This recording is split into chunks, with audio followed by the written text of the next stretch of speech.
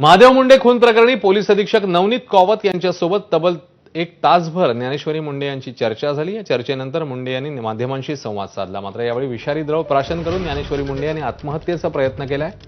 पोलिसांनी वेळीच सतर्कता दाखवली आणि ज्ञानेश्वरी मुंडे यांना ताब्यात घेतलं। सध्या त्यांच्यावर जिल्हा रुग्णालयात उपचार सुरू आहेत। 18 महिन्यांपासून परळीतील व्यापारी महादेव मुंडे यांच्या खून प्रकरणी एकही आरोपीला अटक नाहीये, त्यामुळे यातील आरोपींना अटक करून न्याय मिळावा अशी मागणी ज्ञानेश्वरी मुंडे यांची आहे। आज पोलीस प्रशासनाला दिलेला अल्टिमेटम संपला आणि मुंडे यांनी पोलीस अधीक्षक कार्यालय गाठलं।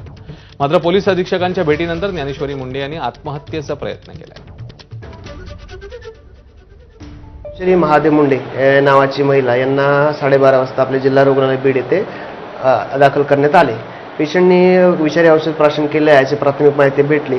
त्यानुसार आम्ही अपघात विभागामध्ये त्यांचे योग्य ते उपचार केले आणि त्यानंतर पेशंटला ऑब्झर्वेशनसाठी आयसीयू मध्ये दाखल करण्यात आलेलं आहे। सध्या पेशंटची कंडिशन स्टेबल आहे, त्याला योग्य ते उपचार चालू आहेत, त्याच्या जीविताला सध्या तरी काही धोका नाही।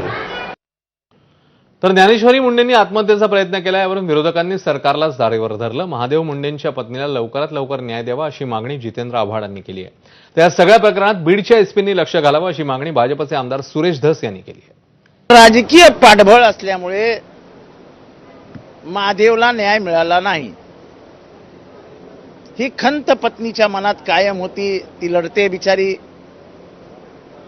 पण हे बेशरम सरकार तिला काय न्याय द्यायला तयार नाही। आणि अखेरीस आज तिने विष प्राशन केले। मुंडेंचा खून कोणी केला हे अख्ख्या बीडला माहिती आहे, अख्ख्या बीडला। मग संबंधित आरोपींना पकडण्यात पोलीस कचुराई का करतायत हा प्रश्न उभा राहतो। आणि अशा प्रकारची आत्महत्या होणं हे महाराष्ट्र सरकारला शोभत नाही।